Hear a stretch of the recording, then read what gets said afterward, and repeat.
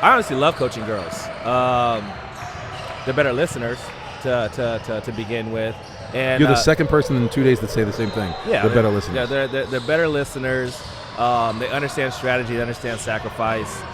They know it's not about them. They're about the team just organically, as opposed to on the boys' side, you have to build that culture.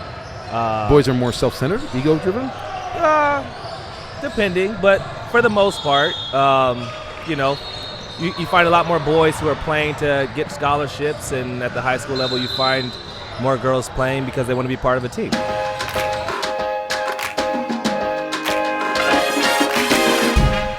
Mr. Consistent, SDSU legend, Darnley Earl DJ Gay. Yeah? Something like that. Yeah. Is that it?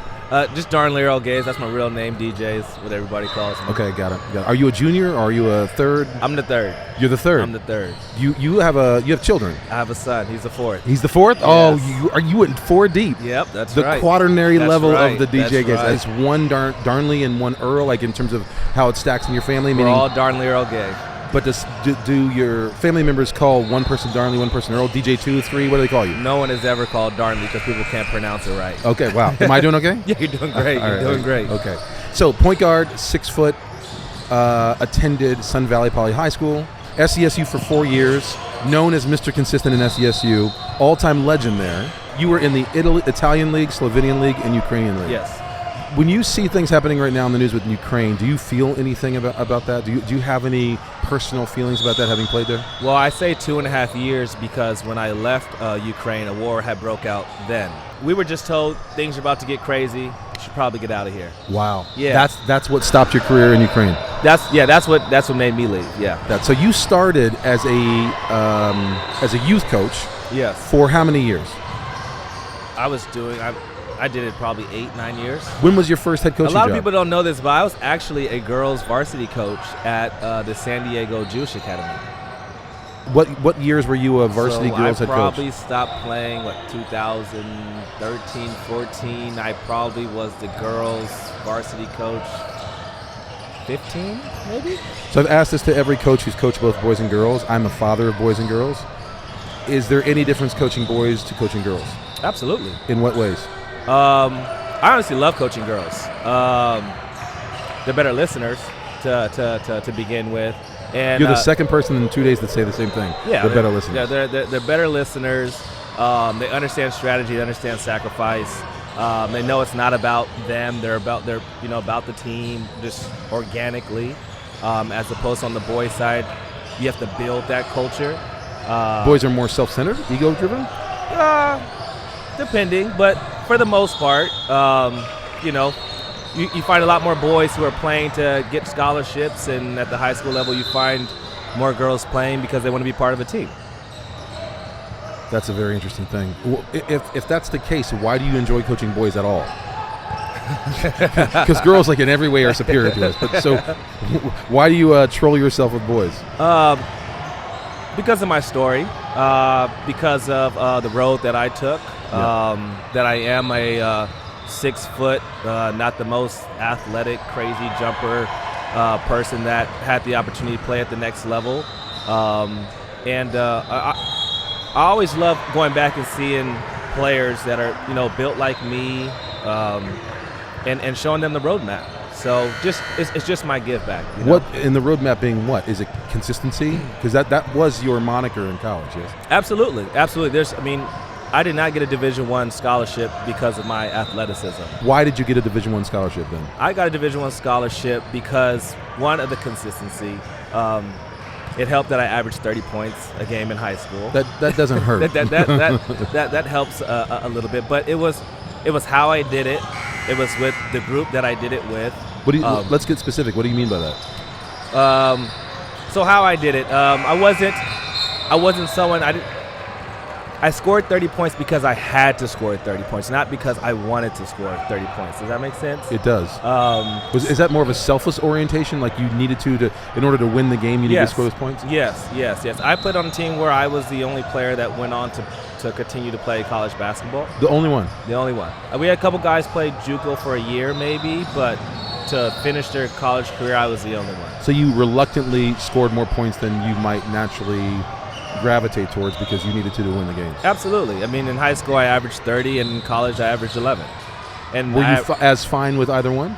as long as we were winning. Do you think that higher point total, that 3 dimes a game on average, that gets you into college in SDSU? Did that help in some substantial ways? Absolutely. Because I mean, and what I try to share with because if I may, that's an interesting paradox. Like, so you're selfless enough to say whatever the team needs. The team happens to need some points. You give that probably more selflessly than some people who are score first basketball players. And that actually is the reason why, that selflessness is the reason why you matriculate to the next level. Absolutely. If you ask the coaches, at SDSU, they didn't say because I could score it. They said because I was a winner. That's why they wanted me. That was the sales pitch. You're a winner. So that culture of winning is something that's either followed you or you've designed or asserted or helped build at every step along the way. You have one could say a meteoric rise in your coaching, right? So 2017, Victory Christian won 3 Citrus League titles. La Jolla Country Day School, you replaced Ryan Meyer. Yep. Lost to Carlsbad in the CIF D1 finals. That's pretty good. Yes.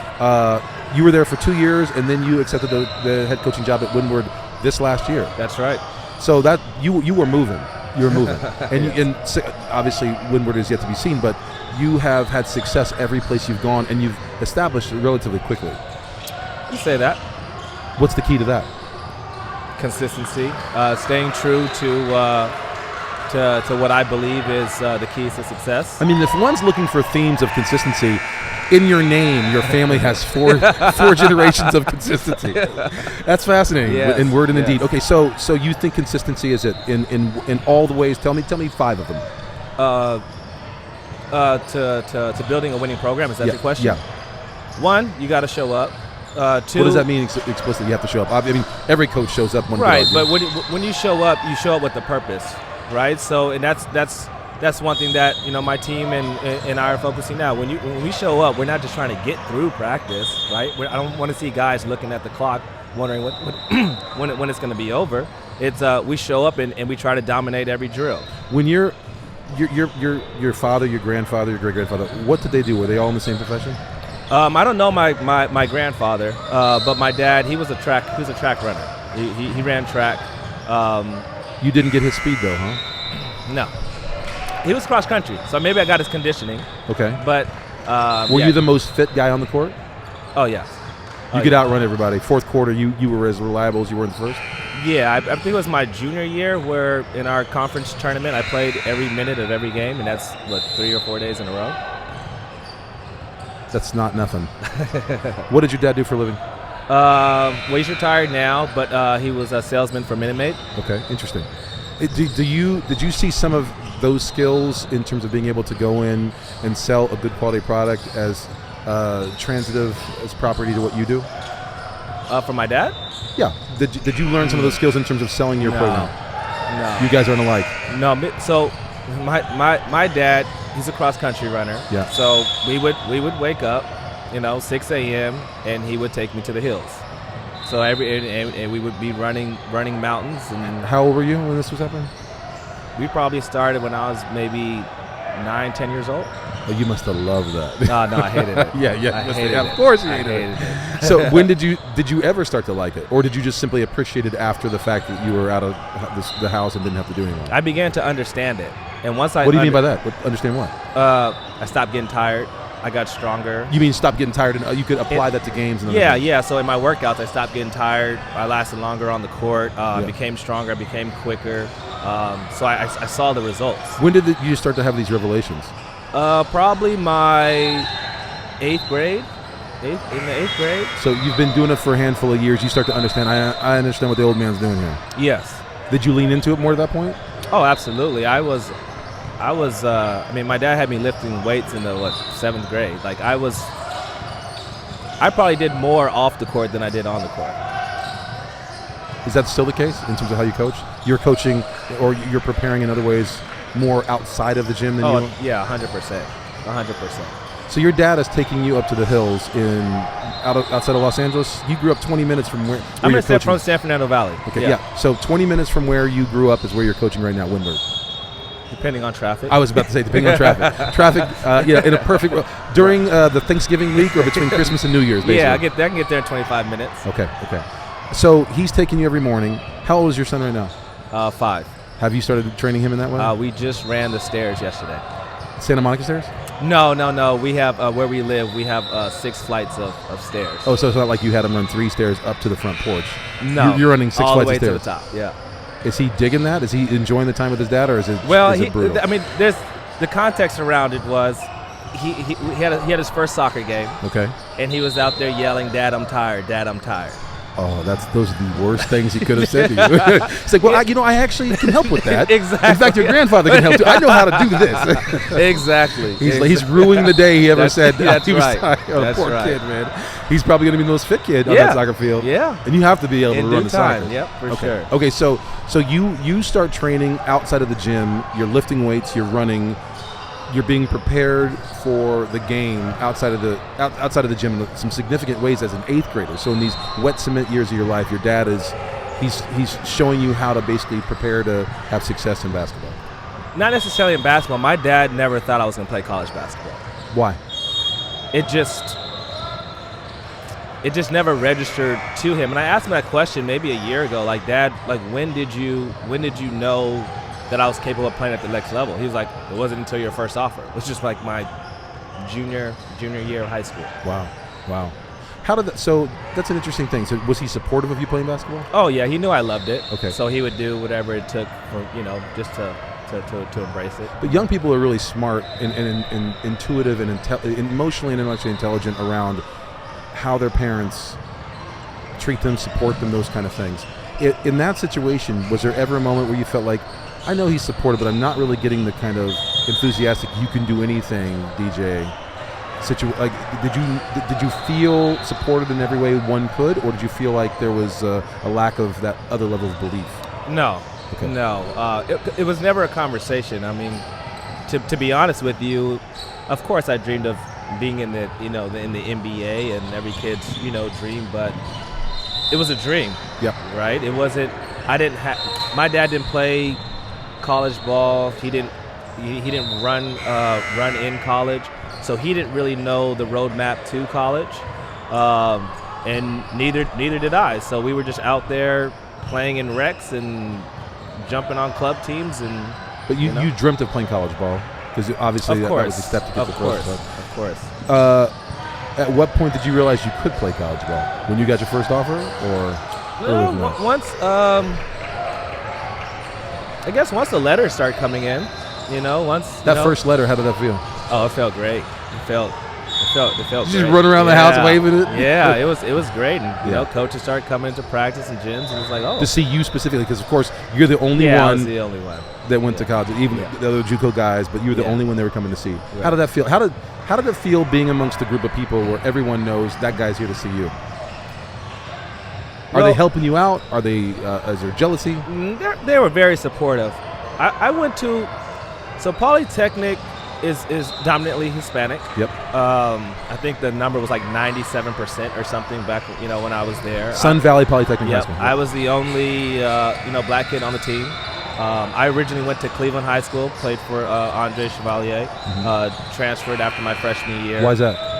Why did you transfer? Why did I transfer? Opportunity, I guess you could say. Cleveland they were stacked. Yeah. They were stacked. The starting varsity guard was a sophomore when I was a freshman. So you're looking forward, thinking, how am I even going to get time for the next 2.5 years? And they were really good. I mean, Nick Young was there. They had, 3 or 4 Division I players. Nick Young was there. Yeah. Went on to play in professional. Yeah, he was a Lakers senior when I was a freshman. Did you know he was going to go pro at that time? Was he that good? At that time, I didn't know what a pro really looked like, but I knew he was different. Did he have the moniker Swaggy P at that point? Oh yeah, that's always been That's him. been his thing? That's always been him. Okay. So you're looking at that situation, you're thinking, this is going to be very difficult to get some playing time to develop. Right. So then you go to Poly. Yep, and everybody looked at me crazy. Everybody on the team or everybody? Everybody in LA, Sun Valley, anybody who knew me looked at me crazy. You saw an opportunity there. I did. What was the opportunity you saw? Well, a lot of the kids that I played with at Sun Valley, I grew up with at the local park.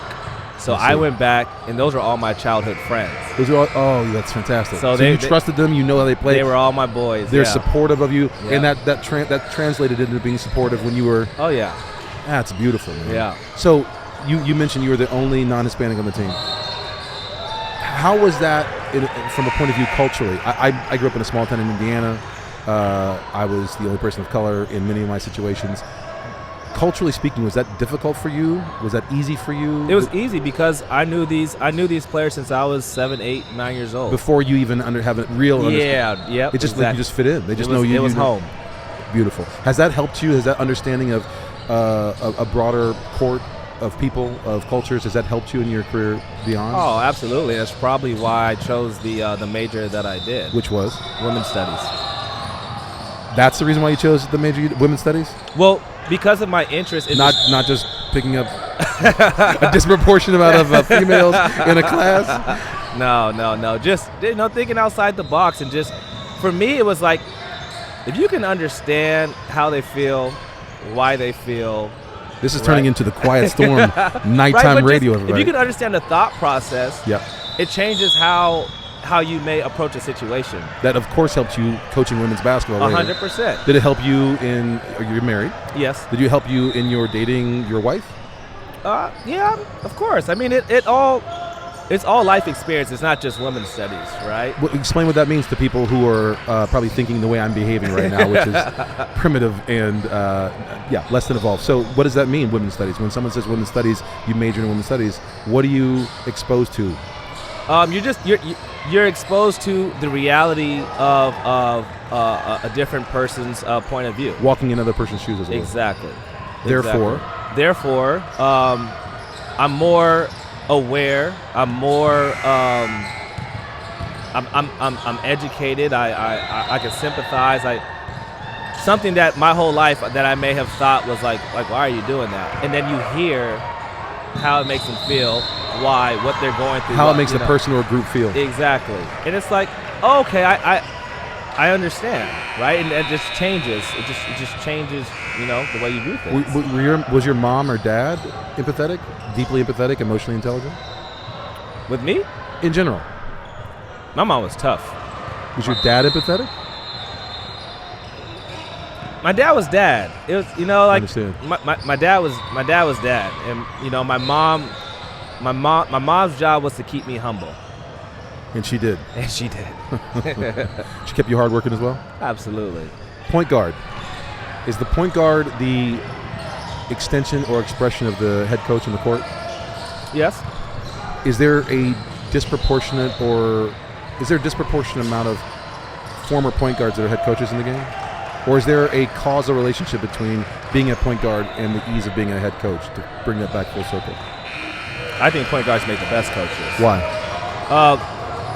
Well, to be a point guard, you have to be the most selfless person on the court, right? And so that means you have to understand people's emotions, body language, feeding the hot hand, making sure everybody's happy before you get yours. I mean, there's so much that goes into it. So you're drawing a direct, very simple, short line and a rigid line between women's studies and point guarding and coaching. Mm-hmm. The ability to understand everybody on the court or everybody in the group, empathize. Do you still have to be a strong leader in that situation, or you just give in? 100%. Explain that dichotomy, because one would say, well, at a glance, ostensibly, you can't be one without the other. You Right. can't be one or the other. You have to be one or the other. Right. But you're saying you can be both, and you should be both in that dynamic. Absolutely. I mean, once you get the respect, and once the team believes that you're there for the greater cause, that also gives you the right to get on guys when they're not doing what they're supposed to do.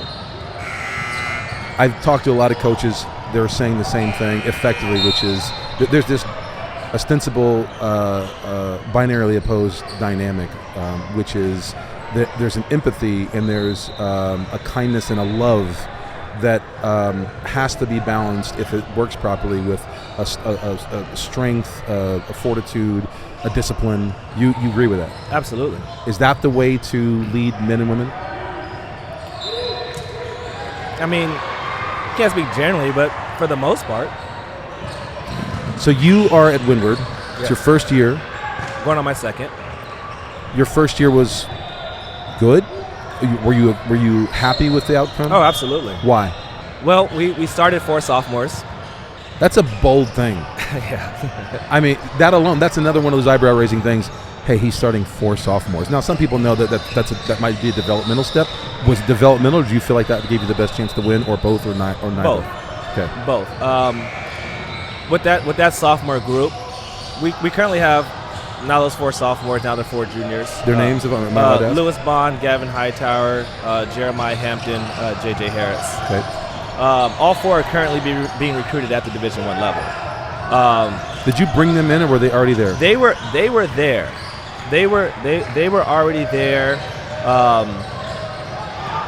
And you can see the raw talent. You can see that there was something there. There was a special talent, obviously in Gavin Hightower, that everybody knows about. But the supporting cast, they didn't know how good they really were. Why not?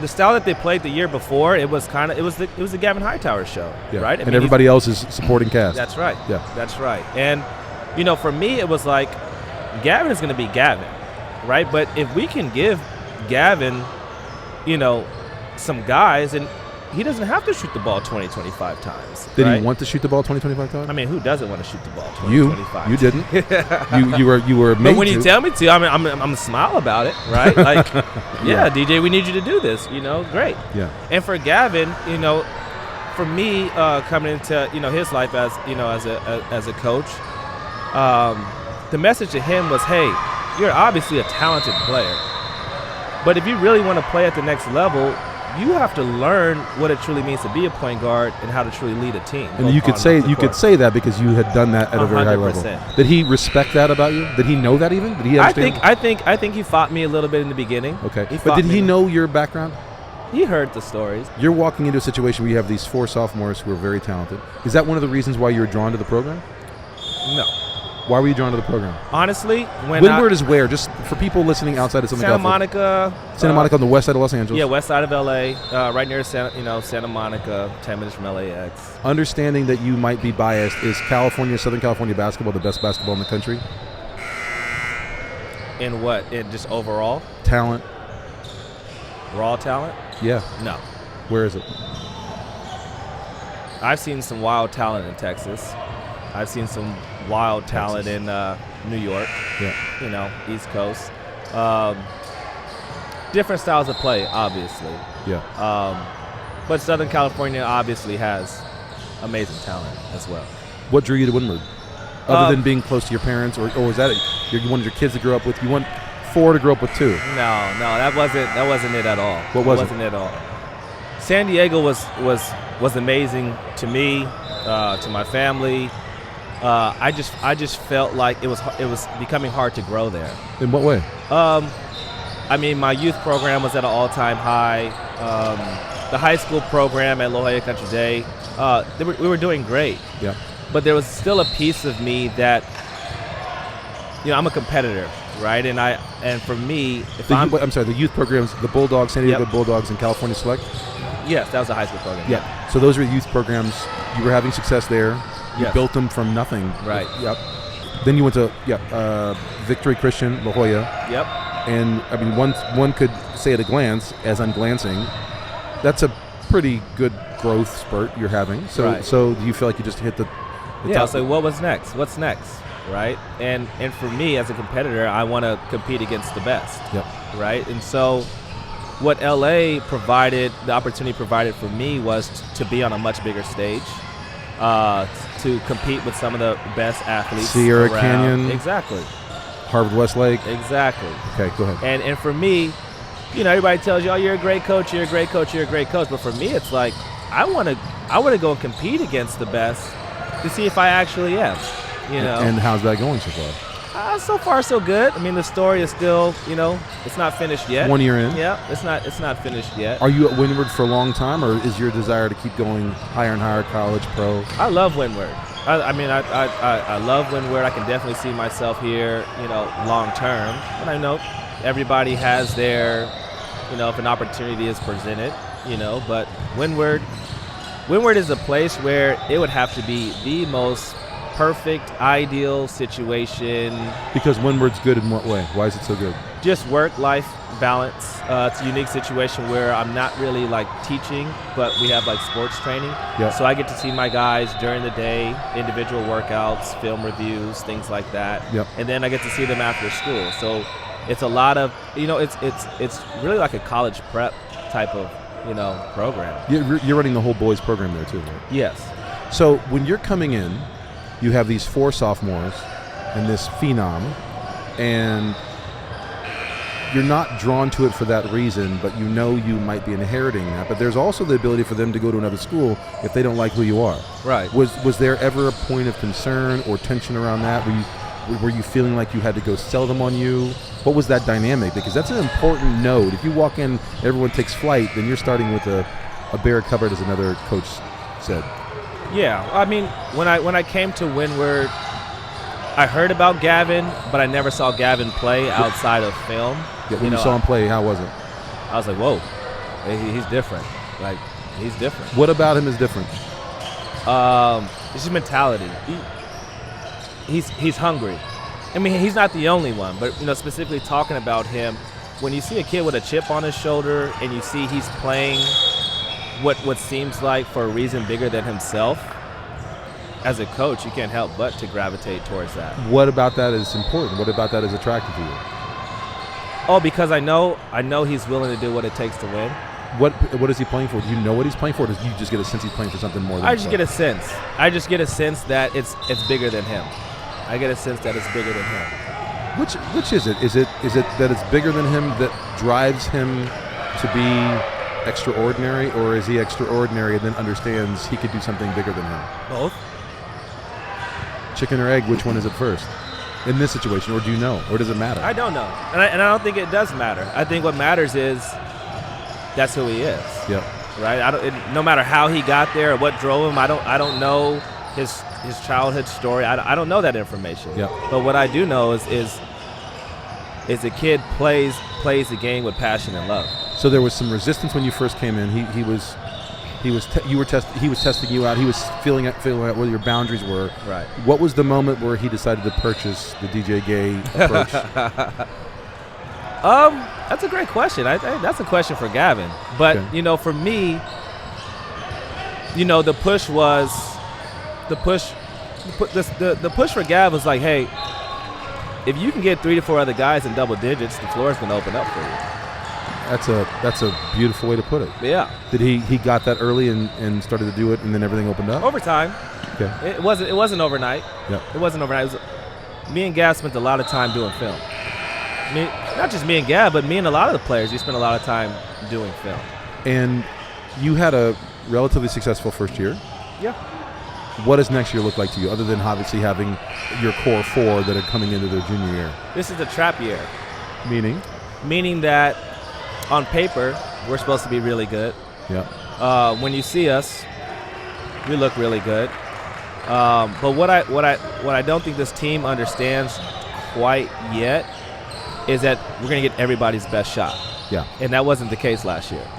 We could steal a couple last year. So how do you get them to understand they've got to be hungry, they've got to be on high alert? This fall season, I scheduled maybe 5 or 6 open teams. Oh. So we played St. John Bosco, Mater Dei, Bernards, Roosevelt, Corona Centennial. We have Harvard Westlake coming up. For people who are listening outside of Southern California, don't know what that means. What does that mean? These will be, at least 3 of them will probably be ranked nationally. At least 3, probably 4. Yeah, probably 4 will be ranked nationally, and they'll probably be the top 5-6 teams in all of California. Those will be good experiences. Oh, they're great. They're great. You can't wait. They're great. So you feel like that's going to be iron sharpens iron kind of moment, and you're going to be able to get them through? Absolutely. Them? Absolutely. But what, the I don't want to say the downside, but the other side of it is when you play that many high-level games, those are easy to get up for. Right. Right? But when you play that team that you're supposed to beat by 20 and you beat them by 2, it's that consistency. So what we're really drilling is being consistent no matter who the opponent is. That's a very elevated idea to get your head around as a 15, 16, 17-year-old kid. Yeah. Are you focusing on one game at a time, or are you saying, listen, in order to get to where we're trying to get to, we've got to put a pedal to the metal through every team? Like, what are you focusing on to get them to a point where you're trying to get them to? I mean, well, it changes. So in the fall, it's not about X's and O's. It's all about consistency and effort, right? Showing up, ready to go. Yep. Not looking across and measuring your opponent. Just going out and just being who we are. Yep. So that right there is the biggest. Is the main mindset right now.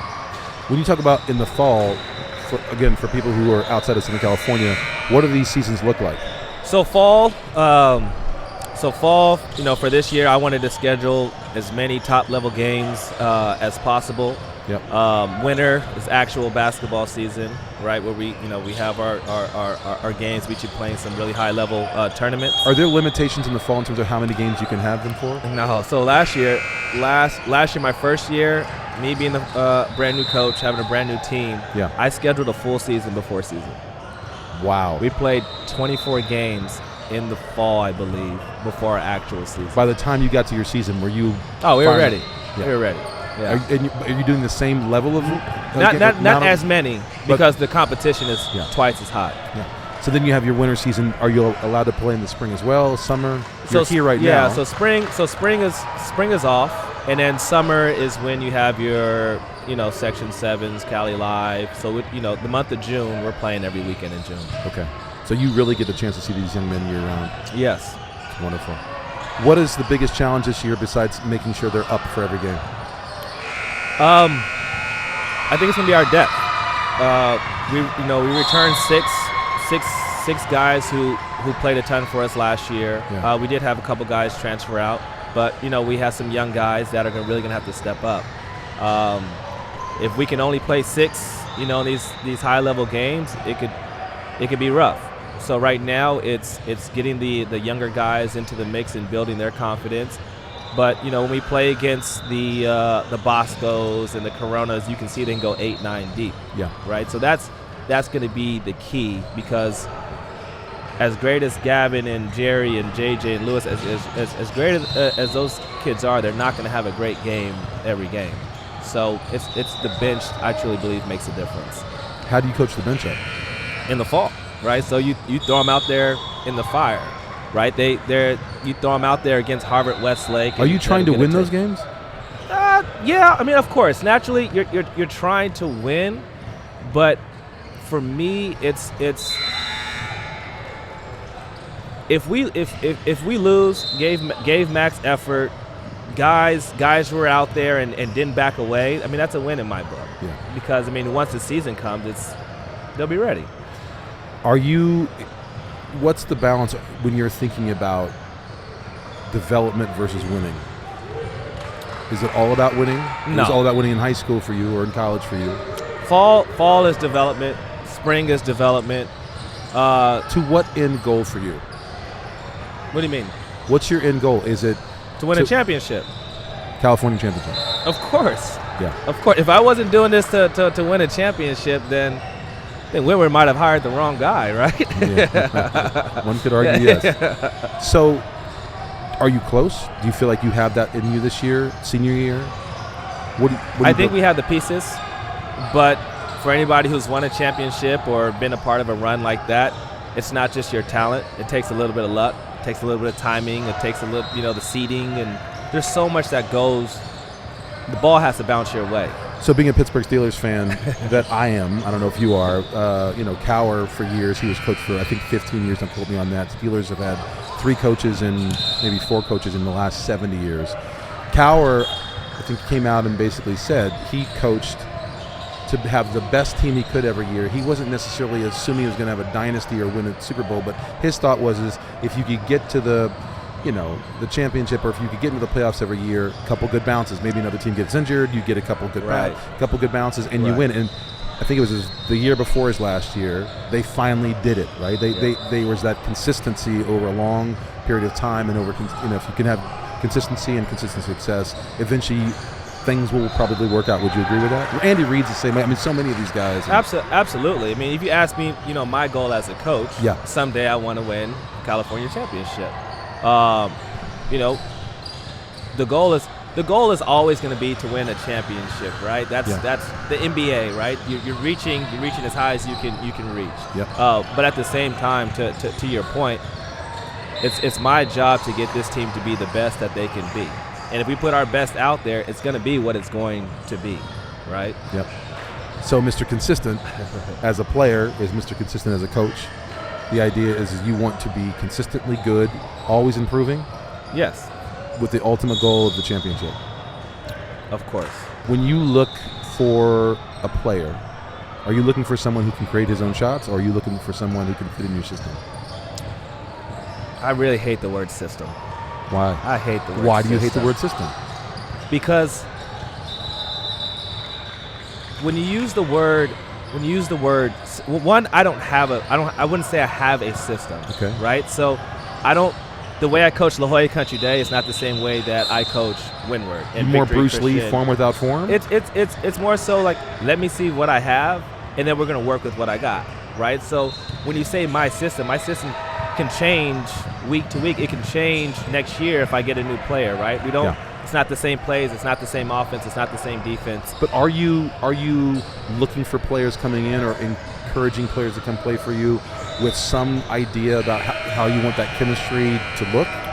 So here's my pitch, right? Here's my pitch. One, Windward is one of the best schools in the country academically. Yep. One of the best schools in the country academically.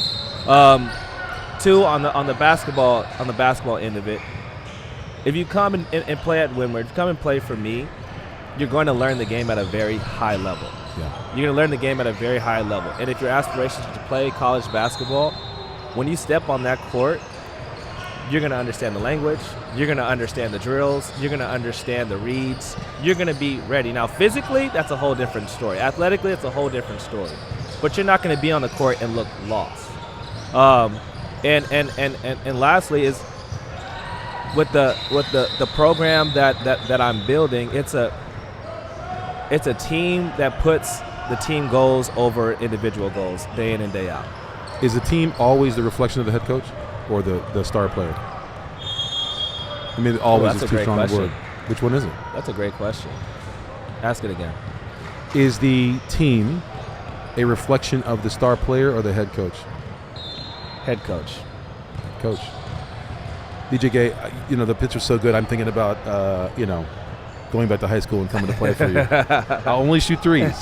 Maybe I'll be in the Mitchell. Thank you so much for joining us. It's been an absolute joy. I look forward to catching up with you down the line and talking more about your successes and in the arc, your journey, and how you were Mr. Consistent and orchestrating your successes. It's great. Thank you. I appreciate it. Thank you for having me. Thanks, brother.